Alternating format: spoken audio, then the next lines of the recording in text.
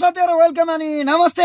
पक्कै पनि तपाईले माथि हाइलाइट देखेर थाहा पाइसक्नु भएको छ र यो भन्दा अगाडि मैले तपाईहरुलाई पार्ट 1 भिडियो देखाएको थिएँ र भिडियो लामो भएको कारणले गर्दाखेरि यसलाई पार्ट 2 बनाएर तपाईहरुमाझ पस्केको छु। पक्कै पनि एकदमै तपाईहरुलाई चाहिँ हस्ने हसाउने खालका भिडियोहरु अब रेगुलर आउने नै छन्, आइरहेका पनि छन् र साथसाथै तपाईहरुलाई चाहिँ युट्युब च्यानलहरु किन्नु परेमा सधैँभरि साथीहरुले भनिराख्नुहुन्थ्यो अलि ठूलो सब्स्क्राइब भएको च्यानलहरु चाहियो कपिल सर भनेर। यति बेला चाहिँ दुईटा च्यानल आइसकेका छन्। एउटा च्यानल रहेको छ 55,000 सब्स्क्राइब भएको र अर्को च्यानल रहेको छ 1,50,000 सब्स्क्राइब भएको। दुईटा च्यानल बिक्रीमा छन्। यदि तपाईहरु लिन चाहनुहुन्छ भने तुरुन्तै खबर गर्नु होला। तपाईहरुलाई थाहा छँदैछ च्यानल त हामीबाट एकैछिनमा गइहाल्छ, त्यसकारणले गर्दाखेरि चाहिँ चाहिन्छ भने तुरुन्त सम्पर्क गर्नु होला। र अर्को कुरा चाहिँ यदि तपाईहरुले बाइकहरु किन्न चाहनुहुन्छ, बिक्री गर्न चाहनुहुन्छ, गाडीहरु किन्न चाहनुहुन्छ, बिक्री गर्न चाहनुहुन्छ भने तपाईहरुले हामीलाई सम्पर्क गर्न सक्नुहुन्छ। मेरो आफ्नै एउटा बाइक रिकन्डिसन तपाईको चाहिँ बस पार्क सामाकोशी चोकनिर खोलेको छु र साथसाथै तपाईको चाहिँ नि यदि बिग्रेर थन्किएका बाइकहरु छन् हैन, गाडीहरु छन्, तपाईहरुले बनाउन सक्नु भएको छैन, पैसा छैन, अब यो बेच्न पाए पनि हुन्थ्यो, अब यो बेच्ने कसरी भनेर चाहिँ कन्फ्युजमा हुनुहुन्छ भने तपाईहरुको कुनै पनि स्कुटर, बाइकहरु, गाडीहरुको इन्जिन गएर बसिरहेका छन्, तपाईहरुले मर्मत गर्न सक्नु भएको छैन, अब यसलाई बेचेरै सल्टाउन पाए हुन्थ्यो भन्ने सोचिराख्नु भएको छ भने हामीलाई सम्पर्क गर्नु होला। हामी चाहिँ तु उठाउने छौं र अहिले चाहिँ धेरै ढ्याङ नगरौँ हैन, भिडियो हेरौँ है। Thank you. हेलो साथीहरु सम्पूर्णमा नमस्कार। नमस्ते। मैले स्वागत गरिसकेपछि मात्रै भन्ने हो कि नमस्ते? यसरी नछुनु न, बन्द गर्नु न।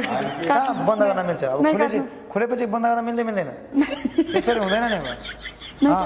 दर्शकबिन यहाँ मैले स्वागत गरेर चाहिँ बोल्ने त्यहाँ कति हाँसु के पक्कै पनि दर्शकबिन यति बेला चाहिँ म उपस्थित भइसकेको छु। एकजना चाहिँ नहग्न नमुद्न सक्ने झर्ना, नहग्न नमुद्न सक्नेको नाम पनि झरना अरे फेरि। लौ झरना हुन् कि हिमाल हुन्? स्वागत गरौँ अब। नमस्ते। नमस्ते, हजुरलाई पनि स्वागत छ। कता हो घर चाहिँ? घर मेरो खोटाङ हो। घर मेरो खोटाङ खोटाङ त्यस्तो होइन कि मेरो जिब्रोमा अलिक घाउ निस्केछ, त्यही भएर अलिक भाव।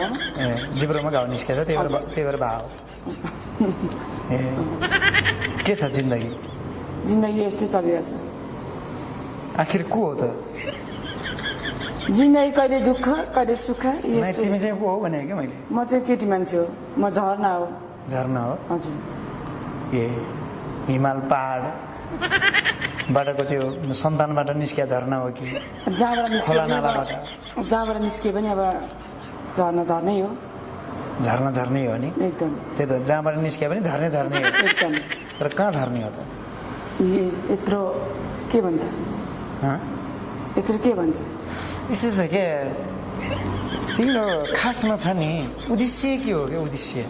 उद्देश्य चाहिँ मेरो चाहिँ एकदमै कलाकार बन्नु उद्देश्य धेरै छ हैन। कस्तो? जस्तै कलौटे कलाकार हैन? कस्तो कलाकार? अघोरी कलाकार जस्तो? ए हो, म एउटा केटी मान्छे भएर केटा मान्छेको आवाज पनि निकाल्छु हैन। मसँग हरेक किसिमका कमेडीहरू हैन, अनि अलिकति गीतहरू पनि गाउँछु, अनि म्युजिक भिडियोहरू पनि खेल्छु। ल एउटा गीत सुनाउँ त त्यसो। केटीमा सुनाऊ। तिम्रो हरेक राम्रो काम दर्शाउँदै पुजुन तिमीलाई फुलपाती वर्षाउँदै जाए होस् तिम्रो जाए होस्। थोपा आँसु नझरोस्, झैरो नपरोस्, सानो तिम्रो जिन्दगी सुखमय होस्। कति लामो लामै छ त। यसलाई के भन्छन्? यसलाई चाहिँ अब के भन्छ, गीत भन्छ।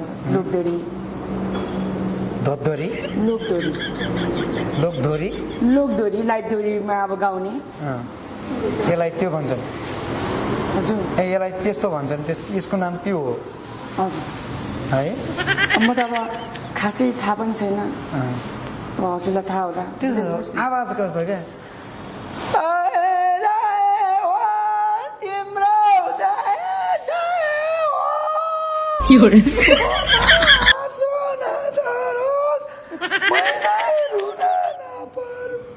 के यो के स्वर हो कस्तो अर्कालाई बिल्ला हान्नुभएको छ्या हँ?